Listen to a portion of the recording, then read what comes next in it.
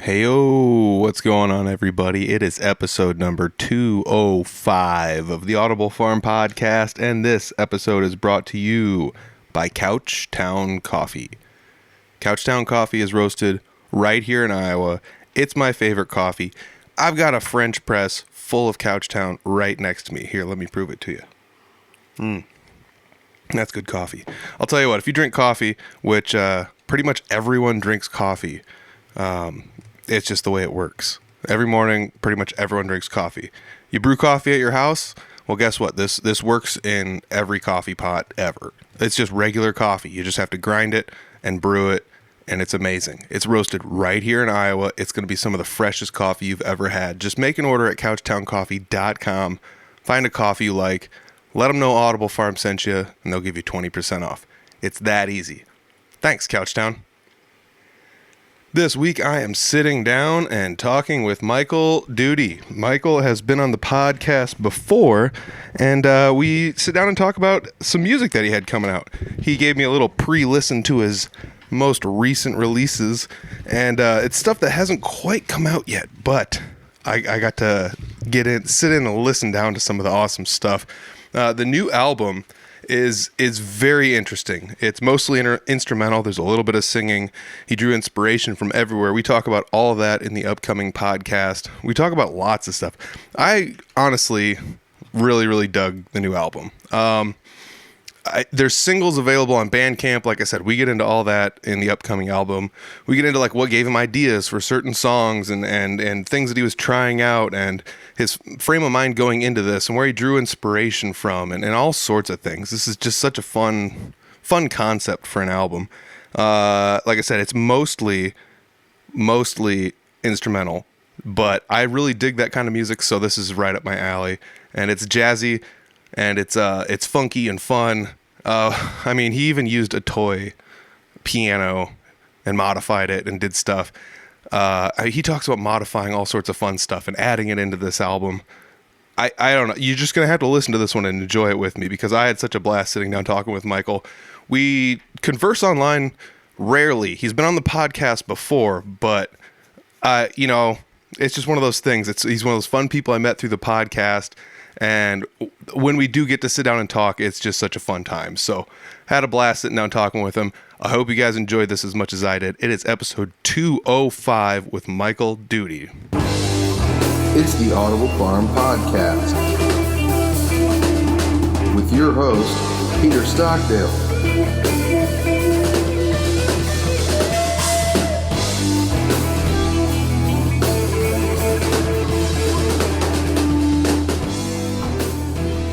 So, today, I'm sitting down with Michael Duede. Michael, we were talking about this before we jumped on the podcast. Kind of fun. One of the last times Zachary Daniels released an album, I had talked to you not too far after that, and here we are, somewhat similar situation. Is it, are you guys releasing albums side by side on purpose? Is that how this is going? Not just because I play keyboards on the other album that he just released, but I can't say too much. That's awesome. That's really cool. Yeah. We talked about that a little bit. He's got that new album coming out you played on, and I'm super stoked for that. I'm really happy you got that one out there. And you're no different, man. You've been working hard too. It seems like I don't want to, I don't want to like let the cat out of the bag, but I got to pre-listen to the album start to finish. Suckers. You got to get in the podcast game, baby. Woo! Dude, I'll tell you what. This album's right up my alley. I'm a big fan of instrumental stuff that you can put on in the background, stuff that you can study to, stuff that, that is like my jam. I dig those. You can drive down the road and listen to it and enjoy the music, but still not be like so distracted by it. I feel like that is something that I can't remember who brought it up recently, but they were talking about how it's tough to listen to music and like converse at the same time. And I feel like this is like the perfect stuff to study to and things like that. Cause I don't know why that's where my brain goes when I listen to instrumental stuff, especially if it's packed full of lyrics. Sometimes I find myself trying to listen to the lyrics. Then I'm like, oh wait, what was I doing over here on the computer or whatever? Right. I'm just saying, though, that your songs do have some lyrics in them. There are some of them. The very first song, as a matter of fact, has lyrics. Yes. So, what I was interested in when I first heard the lyrics, are you the one singing? I am actually the one singing for the first time that I've ever put it out on like an official release of mine.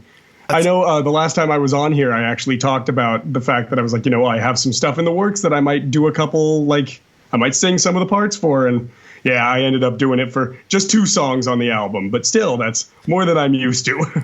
Yes. There is like little bits of audio that's been plugged into other songs, though, too, on the album. Yes. Was that something that you recorded the audio for that and slapped it in there, too? Yep. So I did have some of my friends show up and do little speaking parts that, I recorded either over the phone or, and then like processed and put in. Oh, super cool. Over the phone and everything. That's really awesome. Yeah, right. Did you end up making all this in-house then? You recorded it all at your place? Yep. So all the recordings are mine. I went to a good friend of mine for the mixing, and I did get it professionally mastered this time. But all the recordings did come from me, and the editing and stuff as well. Nice.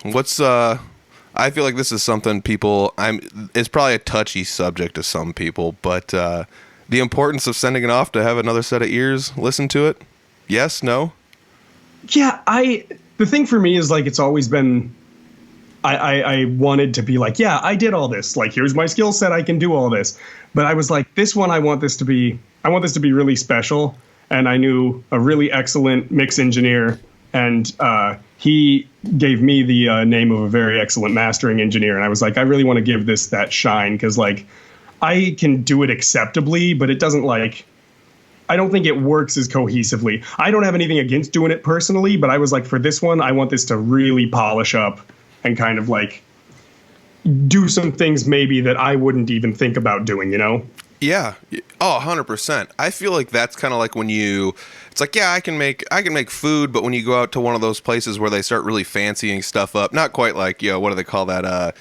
What is that stuff where they gastro something, they make all the crazy gastropub stuff. Yeah, it's not like quite like that, but like if you can make a pizza at your house, but if you go out to a pizza place, maybe they're putting different seasonings or whatever in it that's different than yours. Yeah. So that's the kind of stuff that I feel like with sending it out to let somebody else tinker with it a little bit kind of it zhuzhes it up almost a little bit. Not to get too Yiddish on everyone, but and I did. Admittedly, I did want to be there for like as much of the process as I could because like I don't want to sound too like intense about it, but I am very like I need it to sound a very specific way, and I want it to be very much like there's a lot that I have in mind. So I actually like was there in the mixing session with my friend while he was mixing it, and I was like, hey, can we do this? I really like being a part of that because. It might be like a selfish thing, but when I'm there, like doing the mix, I definitely want to make sure that like, I sign off on all of the mix stuff in the end. And my friend is an excellent engineer with the exact same kind of like tastes as me, but it always comes down to like, oh, well, maybe we could try something weird on this here just for the hell of it and see what happens. Or, just little tiny balance stuff that I'm really particular about that probably wouldn't matter anywhere else. But it's like, this is my album. I guess I really want to like have it to specification. Yeah.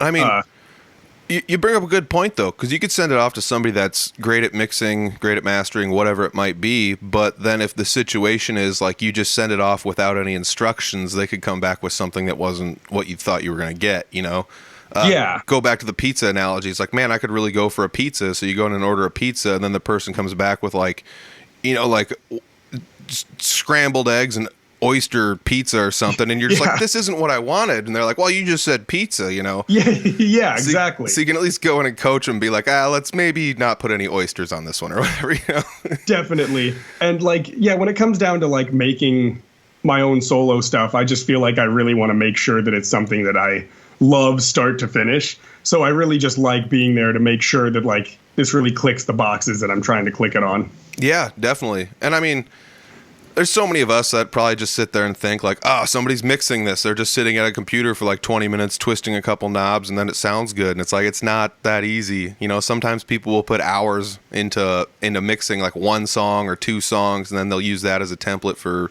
mixing the rest of the songs or something like that. So you could actually be saving somebody a lot of rework time. I think it's, as someone who also does sound engineering work like live and stuff, not as much on the mix side unless it's my own stuff, but it's always great to know what someone wants rather than just have them dump a project on you and be like, I don't know, mix this.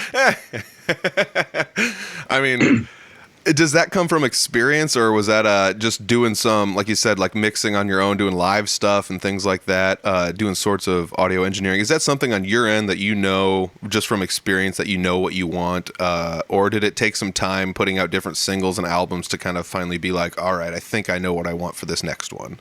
I think one thing I'm good at when it comes down to this is like conceptualizing what I want something to be. Like I can kind of start with a pretty solid idea, and I usually like to go from like an area of where I try to be cohesive about what the album wants to be like. So for this one specifically, I was like, you know, a lot of my albums have been like kind of chill, sort of electronic, you know, like jazzy, but very like laid back kind of stuff. And I was like, I want this next album to be goofy, loud, abrasive, and weird.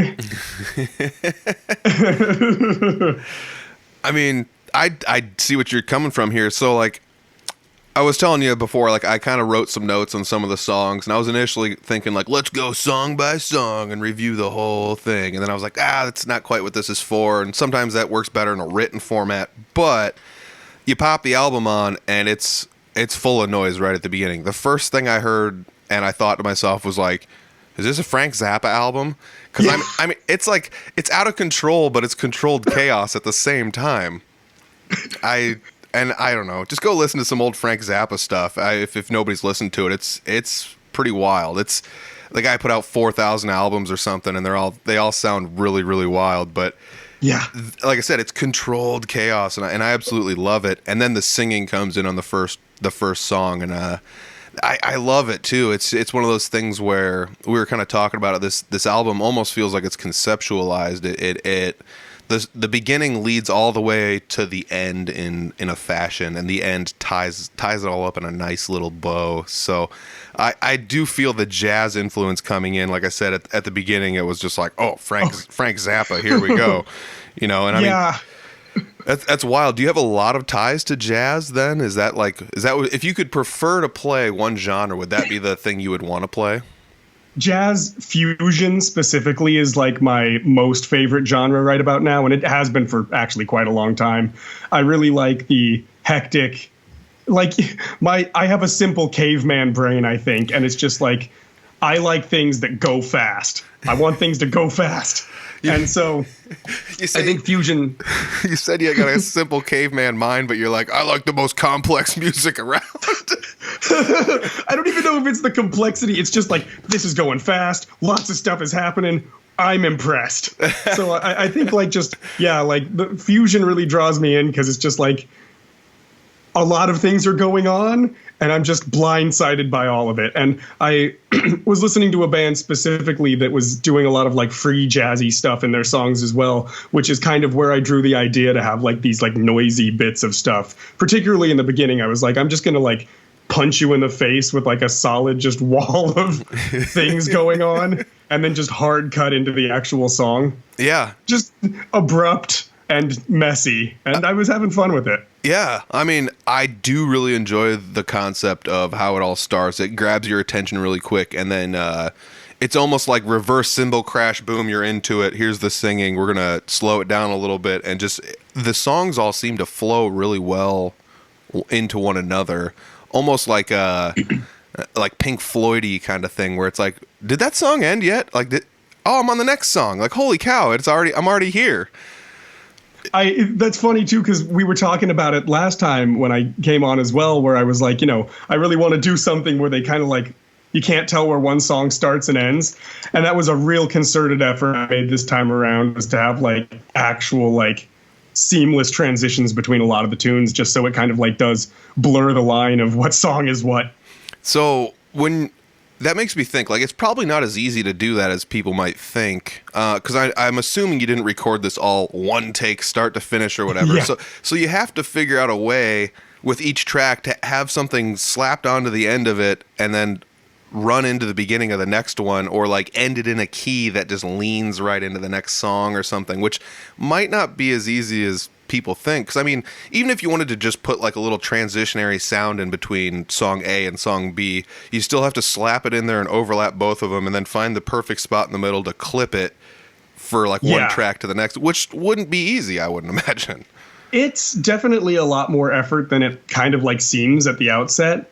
And it's a lot like you said, where it's like, oh, do I want this song to end in the key the next song is going to be in? Or how do I fade that in? Like, it does change some of your writing decisions, because you're like, I want this to feel like it's going naturally into the next part. That's a big point you just said. It could change some of your writing direction. Like, you could have had all these songs laid out and this is how it should end, and then you go to start blending them together or setting them like, this is song 1, 2, 3, 4, 5, and then you're like, oh, I need to do something different with the end of this song. Was that disheartening in any way when you had some of these songs already written and maybe had to like shift gears a little bit? Or Thankfully, I kind of, for the most part, knew the songs I wanted to have switch into what as they went. So ahead of time, I was kind of fortunately like, okay, I think I want this one to do this, but I'm going to need to end it like this if I want this to happen, you know, like, or we got to land on this key, so I'm going to have to make it change somewhere before we reach that point. So thankfully, I had it sort of mapped out ahead of time, because otherwise I think that would have been a major stressor, actually. Oh, man. Yeah. I mean, I don't even know. I guess I don't know how you could like map something out like this. This is almost just like mapping out colors to blend into one another, but you're like colorblind. Maybe that's my side of it, but like I think it would be weird to try to be like, this is the first song, it's going to blend into this song, it's going to blend into this. It would be weird to try to be like, I know what songs. I don't know, the ahead of time planning it probably took for this is probably pretty wild. It's like the only time I'm logistically minded is when it comes down to like just working out the layout of an album. I go over so many like lists of like where this track is going to go, where this track is going to go, like before I even do it. But a lot of the times I already have like an idea. Where it comes from for me most of the time actually is I start with a name and then work from there. Like most of the time, and for a lot of the songs on this album, someone I was around either said a funny phrase or I just thought of something that made me chuckle. And I was like, this is good enough that I want to put it on the album. And then I was like, now what does this sound like to me? Yeah. What do meat sweats sound like to you? If you guys want to find out, go to the Bandcamp. There's a link down below.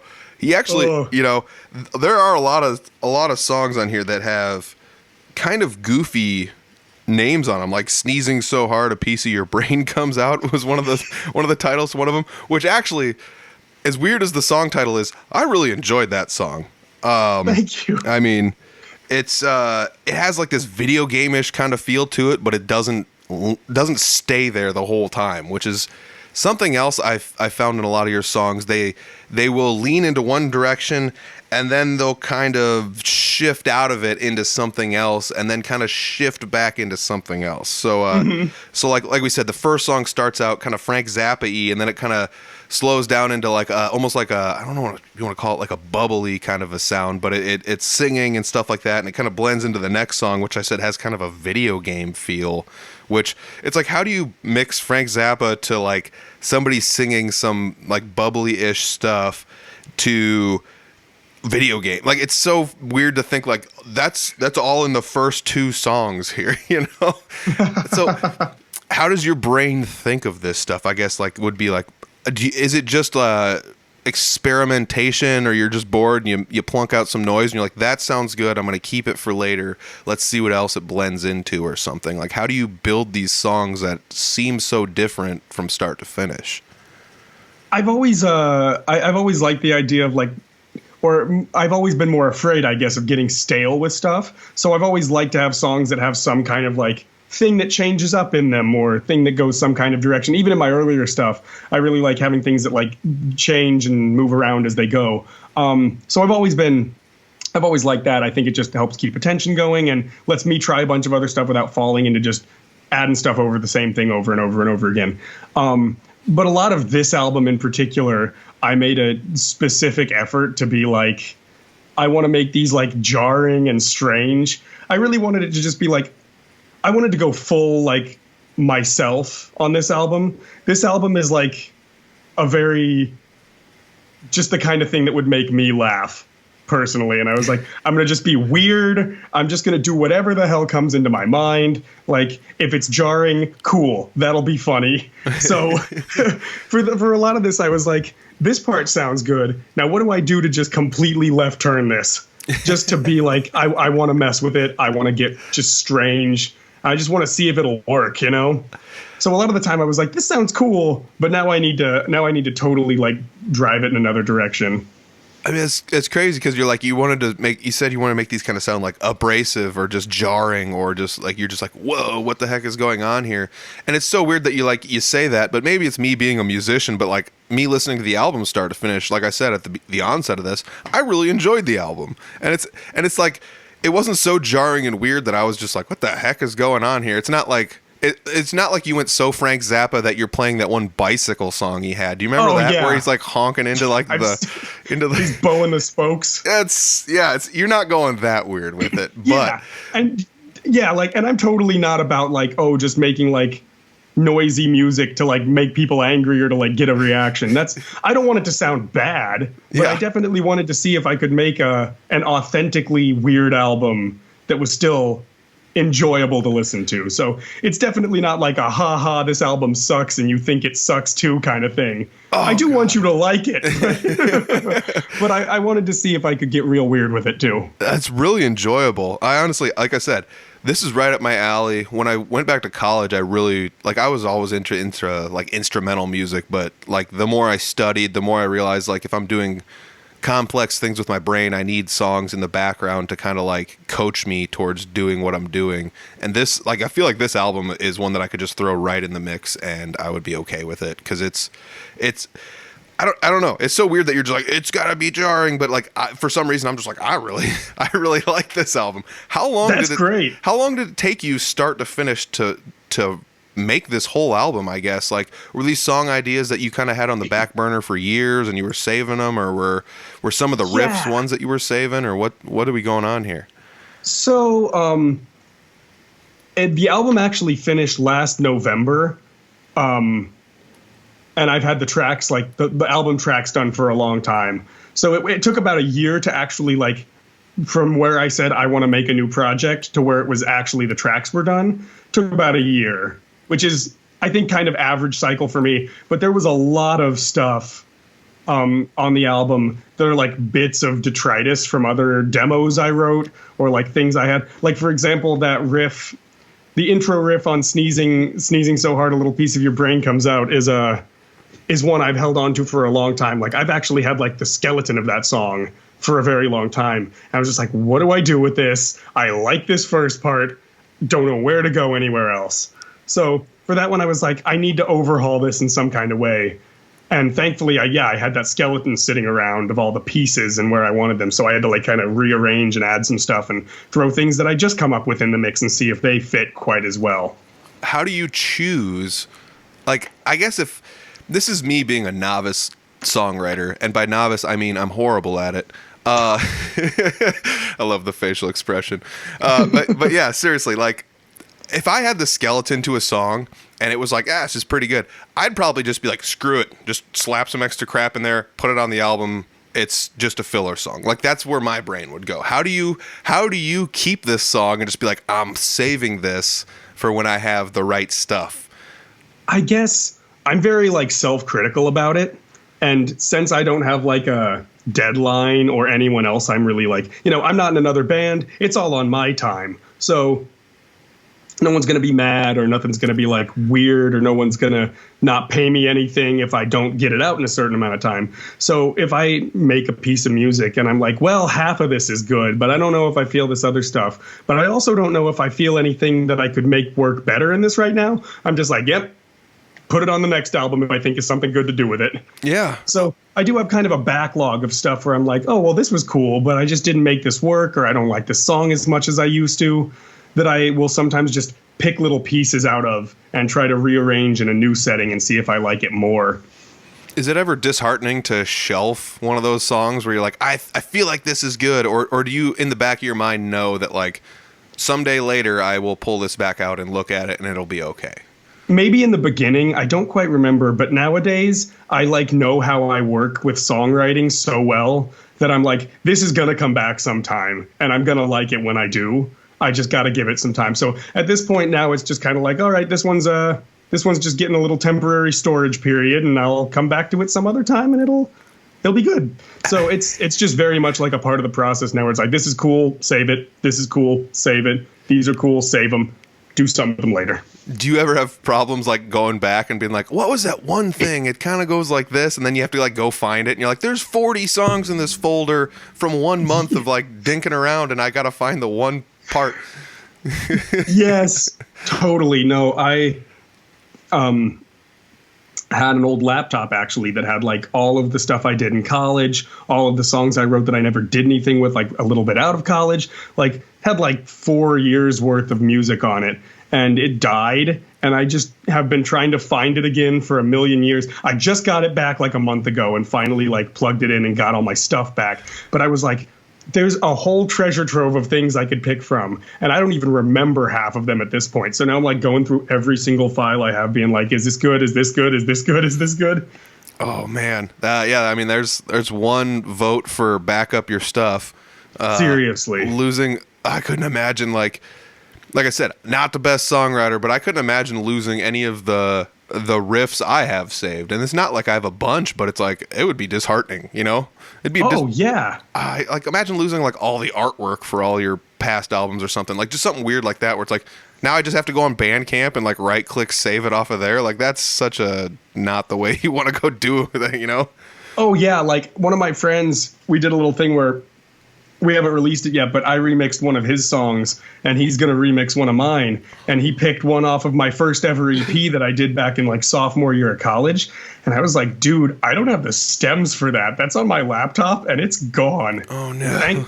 I just got it back and did find it. So thankfully it was on that particular laptop. But like, yeah, a year after we had decided to do this project, I'm like, here are the stems for that song you wanted. Oh my gosh, that'd be rough. Yeah. Once again, if you're listening to this, you write music, you do anything that involves data saving at all, highly recommend backup hard drive. Do it. The old rule of thumb is if it's not backed up twice, you never backed it up once. So it might not hurt to have two.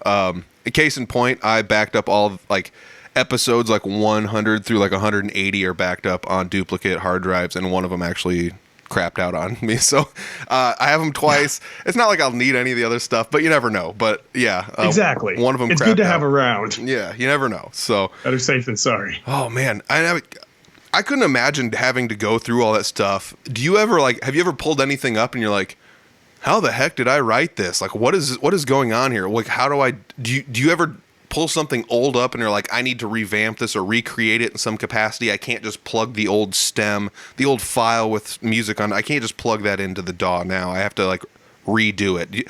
And have you ever like run into it like, how did I do this in the first place? Oh God, a lot of the times, yeah. Because there was a song actually I was just going over on my old laptop that I had like written for another EP idea that I had and never did anything with. And I was like, these are some like really cool lines. I want to do something with this, but it's like way at a tempo I don't like anymore. This drum beat is not very good. I need to like totally, like I need to hang on to these, but I need to move them. I can't use any of these stems really. And I find that usually when I do go back to a song, I'm either in like a different state of mind or I just have been listening to other music that's kind of wormed its way into my process where I'm like, I want to do something new, but with this melody. Or like, this beat is cool, let's redo it entirely and make it faster, slower, change up this part. It usually is already at a point where I want to do something transformative with the old part when I come back and find it in the first place.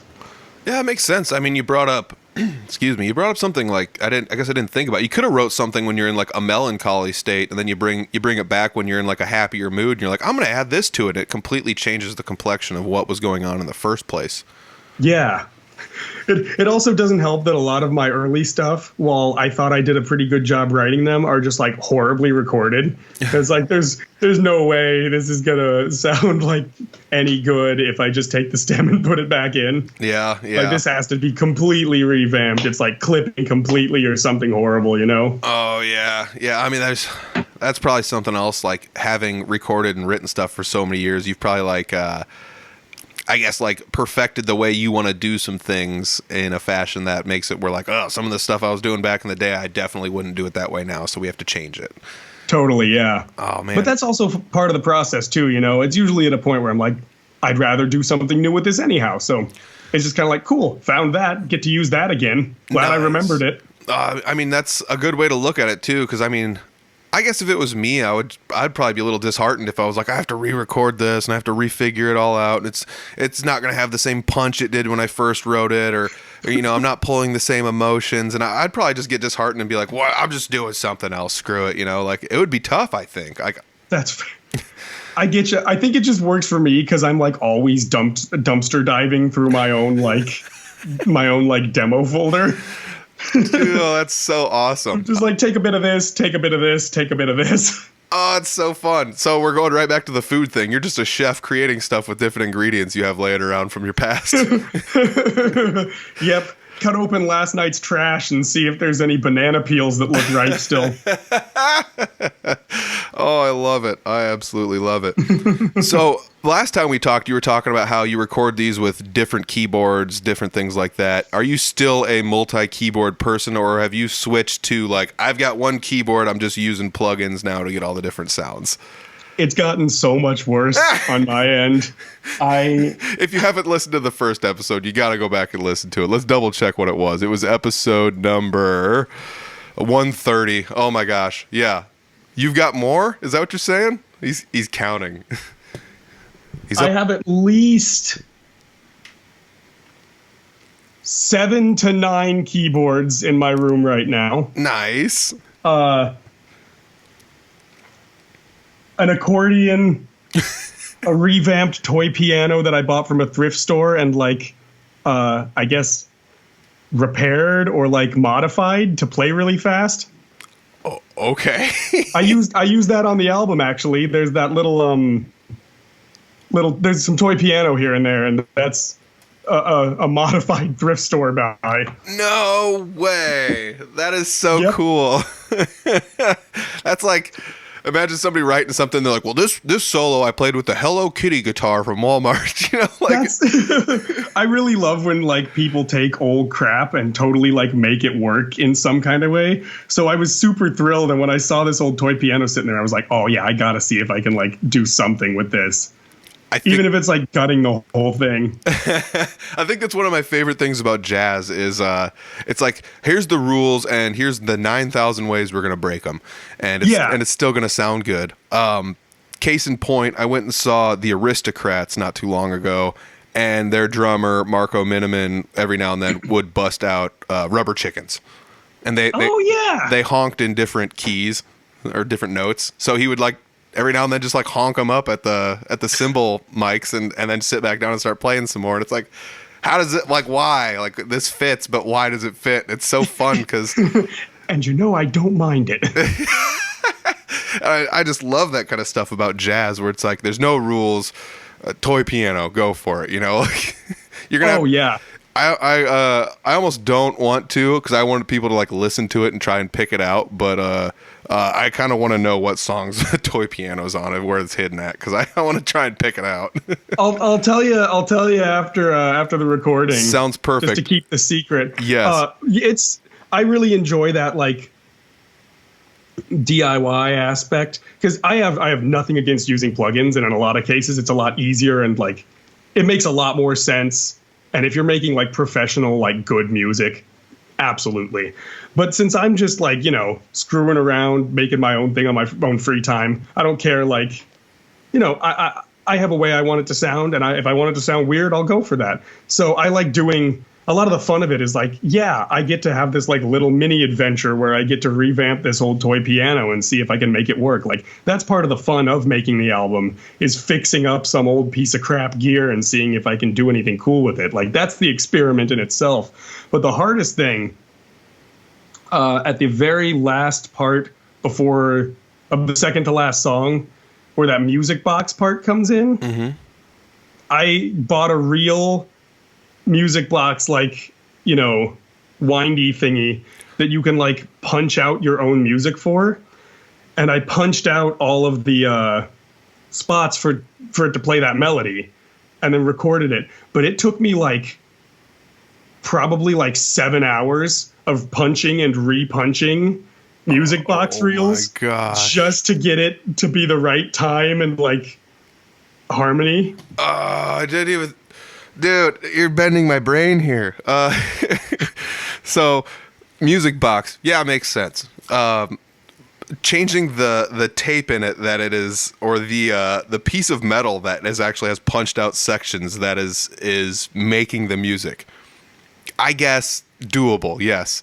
And then you said you had to get it to be timed correctly, which that's what started bending my mind, because I'm like, well, they don't have tempos written on this metal. They don't have measures sectioned out. You don't just punch it and you're like quarter note, you know? Like, yeah, you actually have to. Did you have to measure this with like a tape measure or something to make sure you had all the notes the right spots, or like? I just kind of messed with it until it worked, but I remember literally it was like a $30 music box with its own little like paper reels that you do the punching on, and it came with a million of those paper reels, and I would punch them out, and then I would lay it out over another one of the paper reels, and with a pencil mark in all the ones that were in the right place, and then do all the ones that weren't in the right place again. And I would just keep adding to the like list of ones that were good and I knew they were good, until finally, after I think almost every single reel they sent me, I had one that was acceptable for that take.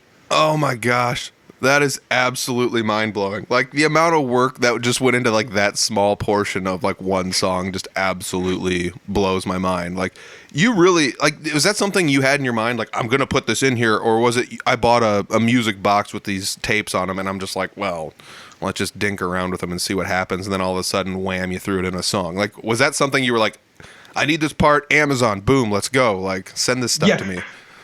I am a sucker for music box stuff.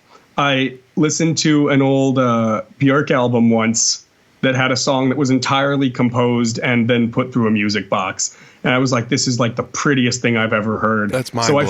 So I fell in love right there. And she's done a lot of stuff with music boxes that just like blows me away. So I was like, I want to do a music box thing. Oh, it's so I gotta go buy a music box. That's so cool. So this isn't just you tinkering around on keys and plugins. You're actually like modifying toys and literally like creating your own music on music boxes and slamming it in there too, which is mind blowing to me.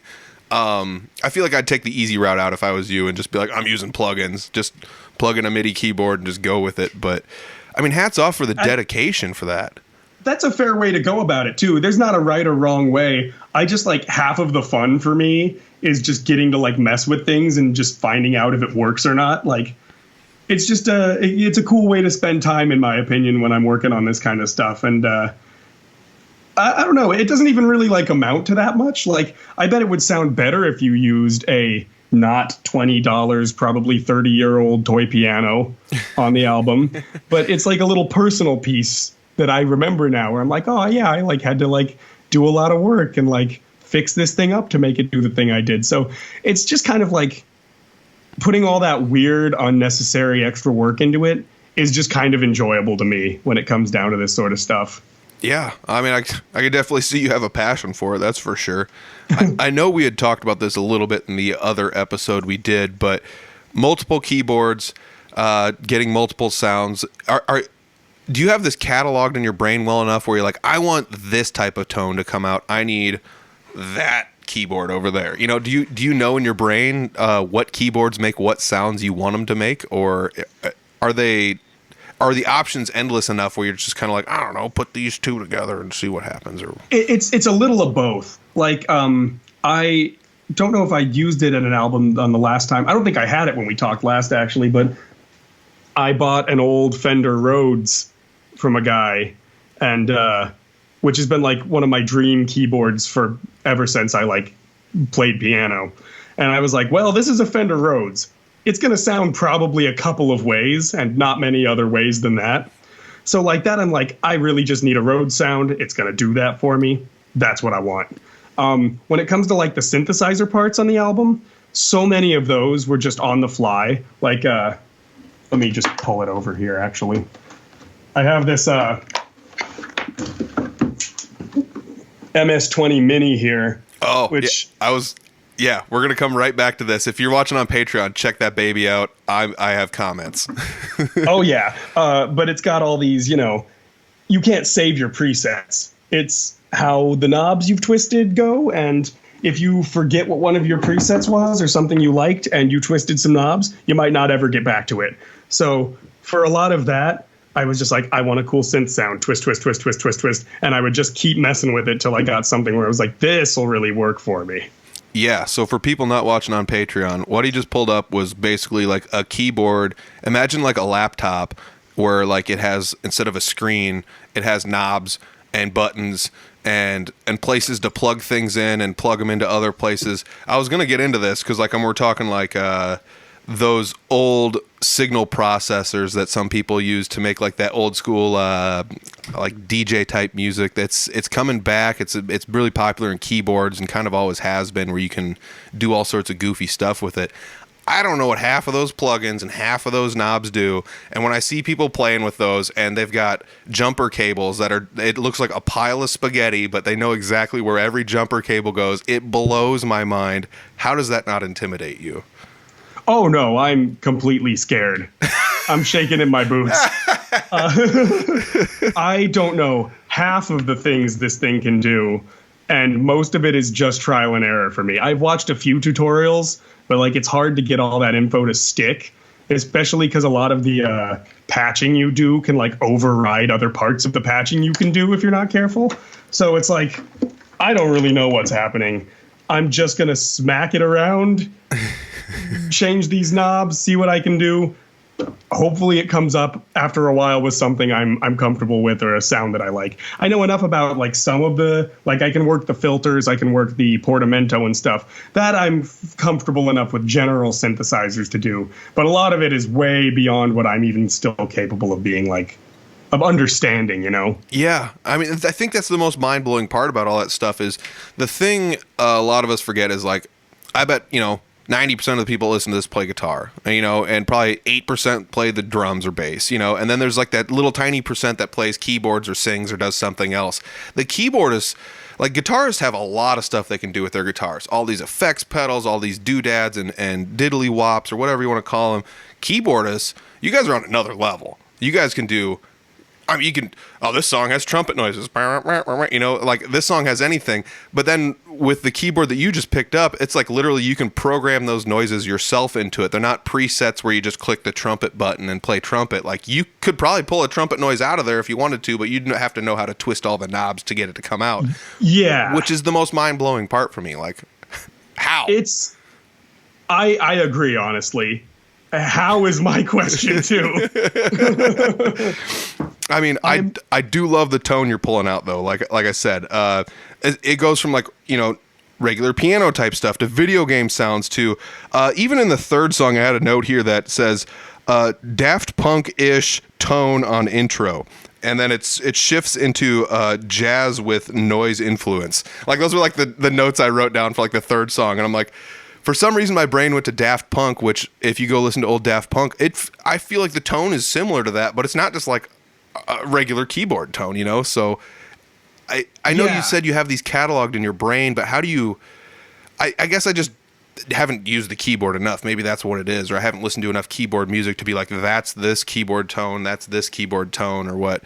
But is it from listening to all the music? Is it from dinking around and with all the tones yourself? Is it from being like, well, this is obviously based on a Fender, like you said, like a Rhodes keyboard. This is based on that sound. Like, is it from all of that stuff that where all these sounds come from, or were you in the studio like you said, just twist a couple knobs, see what happens? It sounds kind of good. Let's play with it. And Yeah, a lot of it, like on the synthesizer end, is just trial and error, or on some of my digital ones, it's like, oh, well, this sound is always cool on stuff. I'm happy to use this in a lot of like there's some like bell sounds I played on the microKORG that's on the album, and that's like a patch that I made a long time ago, not even knowing what I was doing, but I was like, this ended up all right, and I just ended up using a lot of it in like places just because I was like, oh, this ends up being kind of like versatile. But a lot of the keyboard sounds are just ones where I found out that I liked them by hearing them. Like, I realized that I liked the Rhodes because I listened to a lot of Steely Dan in high school. I was like, that's a really cool keyboard sound. I wonder what that is.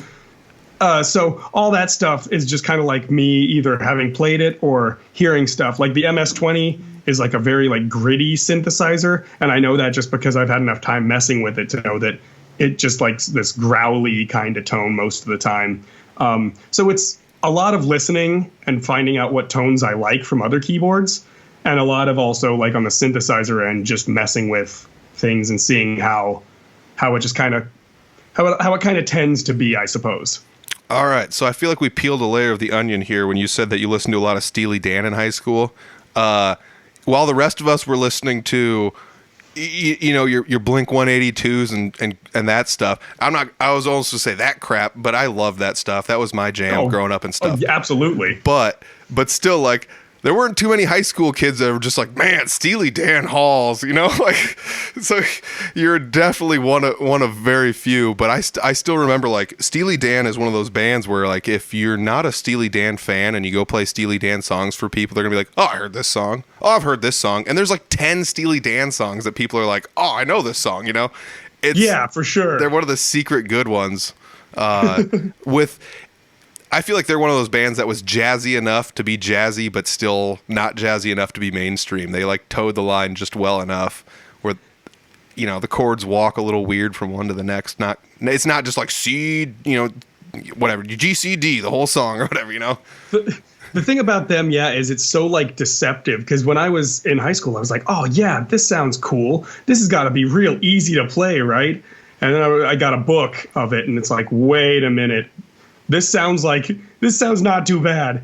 These are like some of the hardest chord changes outside of like just standard jazz repertoire. Like, I was used to rock. I'm like, good Lord. Yeah. I don't know. I still have a hard time making it through some of their songs, because the things that sound so easy to pull together are way denser than they ever seem like they'd be.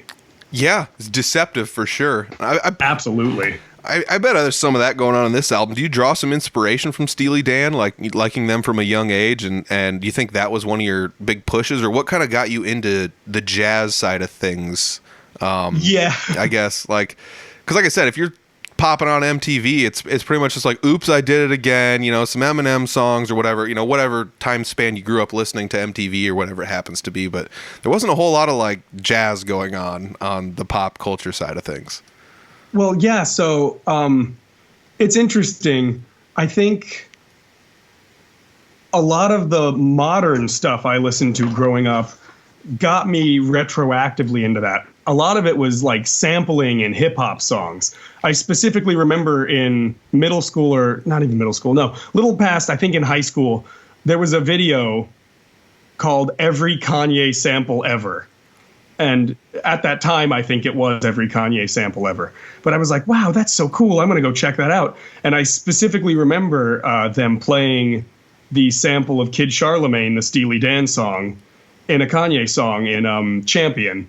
And I was like, what's this song? I've never heard this is a weird song that he sampled. What is this? And then I went and checked that song out based on the sample. And I was like, wait a second, this is like really cool. And I think it was a combination of like just following samples I'd liked in hip hop songs, and then also like my love of Daft Punk and electronic music, which got me into like the funky kind of like disco breaks type stuff that let me into like the kind of like funky jazz influenced like jazz rock of Steely Dan, and then later down the line like fusion and other stuff. Dude, that's so cool. You're literally like pulling little bits of everything that you've liked throughout your history and just smushing them all into one. And I think that's super totally cool. like who goes from just being like, Kanye, all right, that sounds like a good idea for this afternoon, let's pull this up, and then you're like, wait a second, what is this? Steely Dan. All right, let's go into Steely Dan for a while. Like Kanye to Steely Dan seems like such a wild jump, you know, like. Yeah, well, I think it's all about like just the fact that, you know, all these artists sampled other stuff that they liked, and in that way brought all this stuff back to other people who wouldn't even have ever like thought about it, you know? There's so many songs that I found out because they were in like a song that just sampled them where I'm like, oh my God, this is really cool. I like both of these songs are really great. Yeah, I'm not as good as picking them out as everyone else is, but let's see, like Regulate uses like I Keep Forgetting by Michael McDonald. Classic. And I still remember like the first time I put two and two together, I was like working in an office setting and it came on the radio at the beginning and I was just like, what the heck is this? They have a station on here that's it's gonna play Regulate. Like, what is going on? I'm like, wait a second. No, this is Michael McDonald. And I was like, Michael McDonald. Oh, it's the same song. Like, are you able to pull those samples out pretty easily when you hear stuff, or like, because I feel like some people are better at it than others. Where like, I'm just gonna say I'm not the best. I can do it to some songs, but sometimes like I said, I heard Regulate for 5 to 10 years before I finally put together that it was Michael McDonald, and it was like, duh, you know, like, and I don't know why my brain took that, or do you get curious and like look up like what is this sample, or like what are they using here, and like, yeah, I think thanks to just listening to a lot of house music and a lot of hip hop growing up, I think I have a pretty tuned ear for samples, even like early on in my life. And then when I realized that I liked finding samples and hearing them, because then I was like, oh yeah, there's even more music I can find out about. I've really like done a lot of ear training on like just knowing what is and isn't a sample. And I love identifying what they are and seeing like what the original song is like. So I think I've personally like tried a lot to be able to pick out samples just because I love undoing the puzzle, you know? Yeah. So how long is it going to be before you start slapping samples into your songs? Let me ask you that. As soon as I can get copyright clearance. That's probably the toughest part is, I mean, you don't want to go the Vanilla Ice route and start this big to-do where, you know, 30 years later, we're still talking about how Vanilla Ice stole, Under Pressure? Yes. I almost said Queen. Thank you for saving me. But yeah, so like you don't want to go that route, but even then there's like the weird copyright laws where it's like if you take it and you change it just a little bit, or if the sample is less than this long, you can technically use it or whatever. There's like all these goofy things about that, but a lot of times if you pull a sample of a song, they're going to say, "Hey, pay me money." You know. Yeah, something's going to happen probably. And even if it's not on someone as small time as me, I'm still afraid. Yeah. And I mean, I get it. You'd hate to like write something and have it be even a little bit like popular and then have somebody be like, oh, you stole this, you're a horrible person or whatever. You know, like you have to pull it down or whatever, or pay me $30,000. And it's like, I don't have $30,000 or whatever, you know? Or like, I guess the good way to do that would be like, I know there's ways around it where it's like, if we take this, they'll take a portion of the sales. And it's like, I get it. Some places where like it's a flat fee until you reach this many streams, and then we're taking a percentage of the sales. It kind of depends depending on who you license or what goes on. But and this might be like a far cry, but have you ever thought about doing like maybe like an Humphreys McGee Zonky kind of an album where they like literally just the whole thing is like they took samples and mushed songs together, and it's literally let me see if I can find a good one in here, but they have like all the songs are titled like from the songs they mushed together. Like Strangletage is Stranglehold and Sabotage mushed together.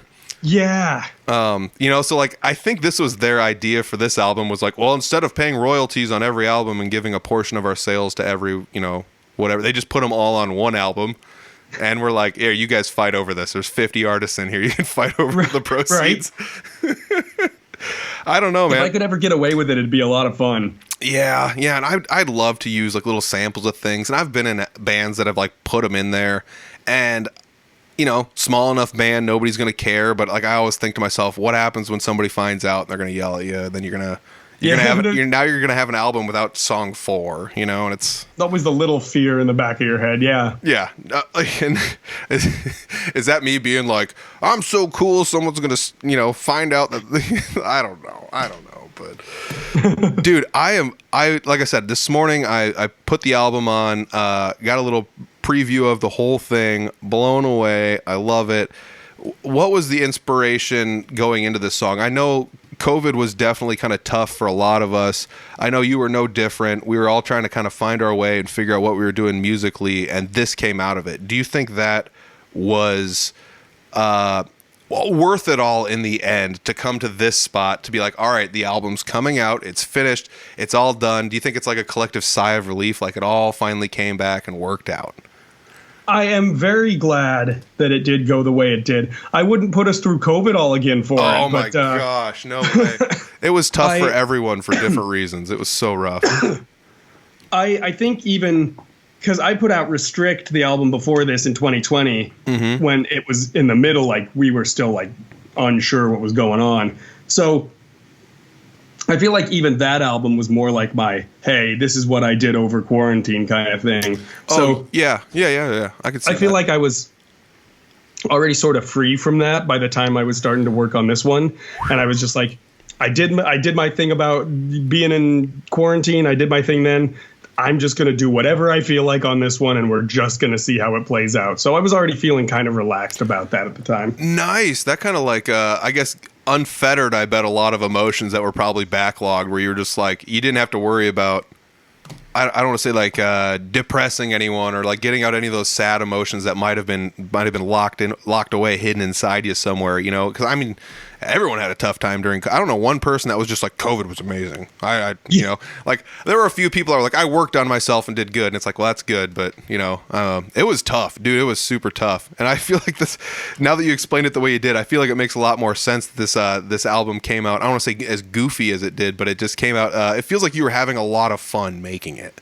Yes, I really was, and you know, I think like I went into this whole thing starting, you know, very like moody, you know, electronic production stuff, where it's like all my other songs up to this point, I feel like have been kind of, I wouldn't say like totally serious, but more or less like there doesn't seem to be anything underneath them that's more than just like, hey, this is a song, it's chill, it's jazzy, it's whatever. This was the one where I really felt like I got to be as goofy as I typically am and just kind of be as free and just strange about whatever it was as this one just feels a lot more personal to me in a very good way. Yeah. Do you feel that, okay, so like we're going to talk like psychological, sociological kind of stuff. So you go out, you talk to people, and why is it that some people that might be a little rough around the edges, but they're like always like unapologetically honest about who they are, and they're not hurting anybody, they're just, you know, just kind of goofy people that might be abrasive, but they're also like so nice you can't not like them. Like I feel like if you take that, this is me, I'm not going to apologize for it, I'm not hurting anyone, just take it as it is. Like if you take that and translate it into music, I feel like that's what this album is. You're kind of just like, this is me. This is all of the emotions, not just the ones I want to show you as a composer, as a musician, or as somebody who's making an album. Like this is little bits and pieces of all of my daily minutia smushed into an album. Take it as it is. I feel like that kind of presents itself almost more honestly to people, and might actually lend itself to people being more receptive to it, maybe. I think that is the fun part of it for me, and why I kind of like feel attachment to this album the way I do. I think it's because, yeah, like, you know, the whole time it's been like, I'm a serious electronic producer, here's my song. You know, this is a very serious thing, and I want you to feel a certain way about it. And it's, you know, that's fun. And there's nothing wrong with being serious about what you do either. But like, I always feel like, you know, you had to be like cool and like laid back and doing a specific kind of serious thing, doing all my other stuff. And it was like, yeah, no, I'd rather just make this one completely just, yeah, like just personal, just the kind of way I am. Like, this is a weird album, but I'm a weird guy. So I think it's to the point where like, yeah, you're going to find like strange stuff. And some people might be like, oh, this is obnoxious music, or this is like, you know, this is too strange. I'm out of here. And I don't blame you. But I feel like a lot of that is just kind of like honesty.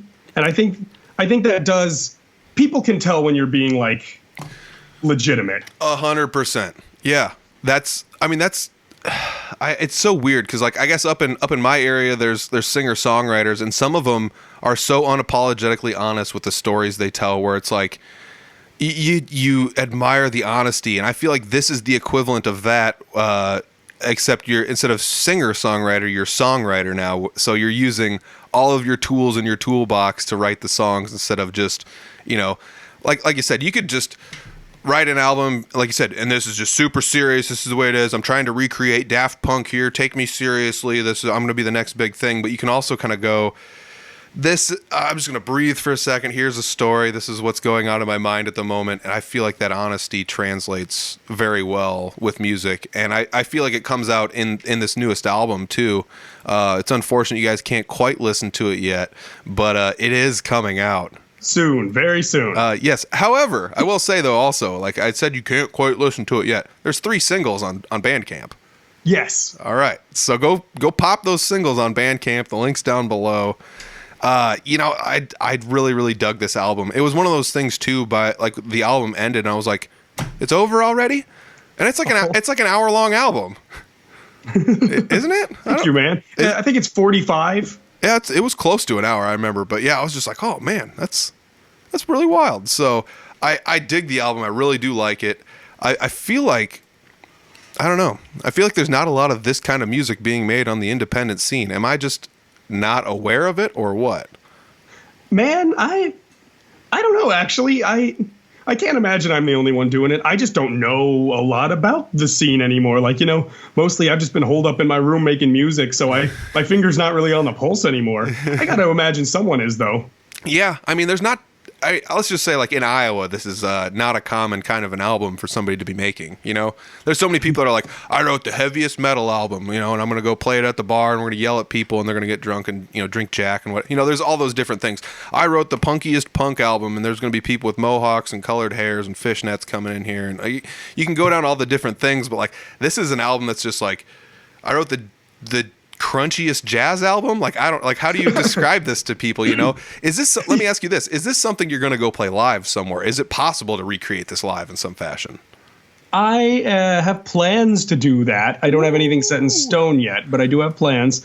I think it's going to be something where, again, kind of like I talked about the last time I was on here, where obviously I don't think I can get all of the things going on at once without, like, you know, 12 musicians up on stage. So I think we're going to kind of do live renditions of the songs, but I think the atmosphere and the vibe of it all will be quite up the same alley. Yeah, definitely. Oh, I could definitely see this. Like, I could see this being like a really awesome early evening kind of a vibe that you put out, like almost like coffee shop type place, or like some place that's a restaurant with a stage in it. Like, this could be freaking perfect for that. Like, I'd go to that show. I'd buy that for $1 for sure, you know?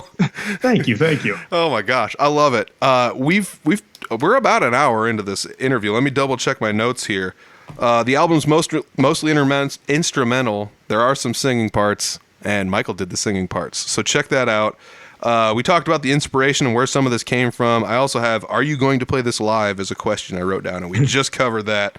So yeah, I mean, the album, like I said, once again, it's really fun. It starts out kind of jarring and then sets the tempo for the rest of the album as it ebbs and flows from one song to the next. And then you get, all of a sudden you're at the end and you're like, oh, he's tying this up with a bow at the end. I feel what's going on here. I love the concept of the full album being a full album while still having songs that are ridiculously different from one another. Like, it's super fun.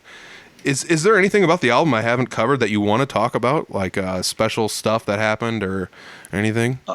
Let's see. I dig the cat tapestry, by the way. He's got a nice little cat tapestry behind him. I'm loving it. That. Yes, I love this. I'm so glad I found it online. It was it ties the room together. You know? Really ties. Tapestry really ties the whole room together, dude. Right, and it's great that it's like right behind my desk, so you know you can always look at it. When I can look at it right now, and I'm not even looking at it. Well, I do want to say though, I can tell that you're obviously like a very dedicated musician, because I believe I also see sheet music behind you. You probably do. Yes. Yeah, right there. Yes, you do. Ah, nice. I was wondering about Yep. that. Like, man, this guy never stops. That is the dreaded Steely Dan book I was talking about. Ah, oh my gosh. No wonder it looks very, very busy in one section. Right? Oh my gosh. Well, I mean, you've been busy, man. This is your second album since COVID, which, some people just folded during COVID. So hats off to you for keep going and just not stopping. And not only that, but you're helping other musicians. If you don't know what I'm talking about, go back and listen to the Zachary Daniels episode. It was maybe 2 episodes back. So go listen to that one. You helped out with that album too.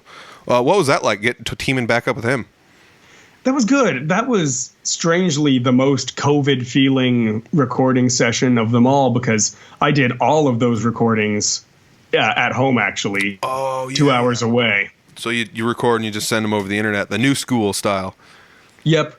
We had some lineup changes as well. So where we used to meet wasn't the same place. And so it was basically like, we've got kind of a new group of people. We're all just sending them in, basically. Oh, nice. Yeah, I mean, I can see where that could be kind of fun. People just sending in different ingredients and you're slapping them in, just plugging them in where they go. It totally works. Yeah. Oh, God. I kind of want to just try it just for fun. But, dreams, big dreams. Right. Gotta find the time to do this stuff. Was there anything else? Like, I'm sorry I interrupted you while you're thinking about the album and stuff. Was there anything else that we didn't mention about it? Oh, you're good. I think, I guess I will have physical copies of this. There will be a short run of CDs I'm going to make. Nice. I might have them come with, I don't know yet. I'm going to try. I might have them come with a little pin, like a lacquered pin of one of the objects on the front cover. Oh, cool. Yeah. Yeah, let me pull this up here. Oh, yeah. So, all right, now here we go. We open up a new can of worms. So the album art, I can see. Y'all can't see it, but the objects on the front are they all gonna, like, do they correspond to something, like each song, or like are you like, how does that work? They are color coded, but that was up to my artist's interpretation. Ah. Yeah. So and I am going to try to get a pin made of at least one of them for the first run of CDs that comes with it, if I can. Oh, that'd be so cool. Oh my gosh. I think it would be a lot of fun. Yeah, like these concepts like this are really fun, and those things, especially if you do them in short runs, I think is like the best way to do it, because the people that want them will buy them, and then the people that didn't get one will be sad they didn't get one, and guess what? Too bad. You need to act faster. Like limited edition. Yeah, I mean, heck, if you only make 20 of them, I bet they sell out pretty quick. So just rock and roll. Do it at the pace you want to do it. We found that works best with CDs and goofy shirts and things like that. Just do short runs. The people that want them will buy them, and the people that didn't get one will be sad they didn't get one. So right. Oh man, yeah, I can't wait. When do you have a plan for this to come out? Do you have a set date, or are you still kind of pushing your way towards it? Can't imagine it's going to take longer than October. I'm pretty sure. I'm hoping early October is when all the CDs will come in, and I'll do a full official release. Nice. Do you have dedicated social media people can go check out to find this, or do you just have like the personal social media? I do have a Facebook musicians page called just Michael Duty, my name. Nice. I admittedly haven't actually been on it for a very long time, so I probably need to start doing stuff again over there. Yeah. But you can find me there, and I will definitely be giving information out about where to find and purchase everything once it comes out, for sure. Nice. So if you guys are looking for those links, scroll in the description section, click them, give them a like, give them a follow. Check out the singles from the album. Check out the past albums, too. Like I said, this isn't my style of music that I would A, make, or B, pull up to listen to normally. But, this last album, for some reason, I was just like, holy cow. I could see myself just, popping this baby on and then just doing stuff. This is perfect Sunday afternoon music to pop on and wash your dishes while you're swinging your hips to this goofy music. I love it. I dig it. I suggest everyone at least go check out the singles, please. I mean, it's worth it. Totally worth it. Anything else? I think we're doing pretty good here, but yeah, man. I think we're good, man. All right. Yeah, I feel good. Awesome. Stick around. Thank you very much for joining me. I appreciate it. Of course. Thank you for having me again. I'm honored to be here. Yeah. Man, what a good time sitting down talking with Michael. And I gotta say, Michael's a nice person. It was nice to sit down talking with Michael. Like I said, it's been a while. In the intro, I was saying it's been a while since we talked. but it's kind of like meeting back up with an old friend, you know? Yeah, it might have been a year and a half since the last time we actually sat down and had a long form conversation, but we still kind of, you know, pitter patter online back and forth. It's just really fun. I love the new album. I think it's fun. One of my favorite things in this podcast, I wrote down in the notes that he said was, I listened to Steely Dan in high school. And yeah, I mean, I listened to some Steely Dan in high school, but holy moly, like just to come out and be like, yeah, that was one of my favorite bands in high school. It's like, dang, that's pretty sweet. So I don't know. It's, as far as I'm concerned, it's pretty sweet. The album's really cool. Like I said, it bookends itself. It kind of starts and ends in a similar fashion. It starts up in a way where you're like, oh, I wonder what's going on here. And then it ends and you're like, oh, he tied it all together with a bow there at the end. So it's really kind of cool how that works out. Each song takes you on a nice little journey. I feel like every single song's got a nice little gear change, a little shift in the middle where you're like, wait, what happened here? And then you go right back to where you were at before, and it's like, oh, well, dang. I didn't think that fit together at first, but by the time it all comes back together, it fits perfect. And that's music. I don't know. It's so weird. It's just such a fun album. If you like instrumental music, pop this baby on, give it a listen, hang out with your buddies and turn it on. It'll be out before you know it. So just make sure you go down below, find Michael's links, click them, and like, subscribe, and share to just about anything. If you want to listen to a couple singles, they are on Bandcamp. That link is down below as well. So make sure you go there and find the Bandcamp link and listen to the newest singles. They're, like I said, it's tons of fun. I enjoyed this a lot. So I want to say thanks to Michael for sitting down talking with me. And I want to say thanks to you guys for tuning in and listening.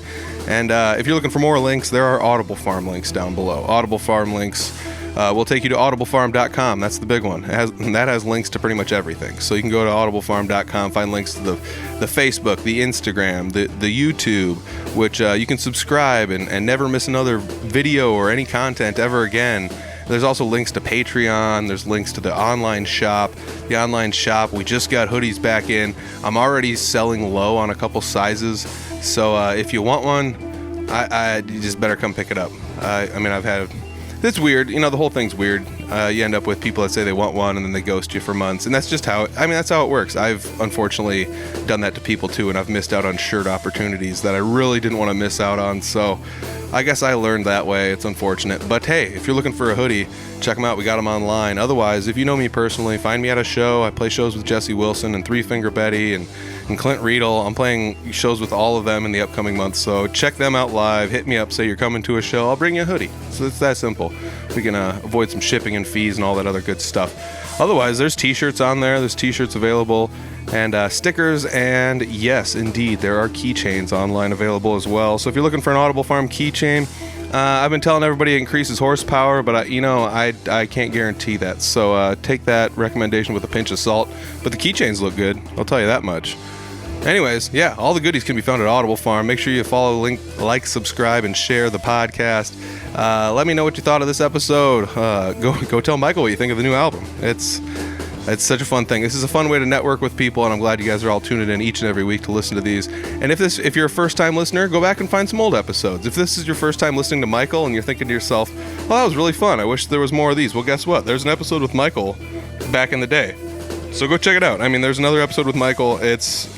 Michael has come up in the podcast a handful of times when talking about other musicians making music and how he influenced them and helped them. So it's just a fun networking opportunity. I do have my inbox is starting to get a couple messages in there I need to reply to, so I'm going to reply to some people this week and hopefully get a new episode scheduled out for next week. So I want to say thank you guys for listening. Thanks again to Michael Duede for sitting down talking with me. Can't wait for you guys all to hear that full album. Check out the singles on Bandcamp, link down below. All right, I'm out of here. Check you guys later. Peace.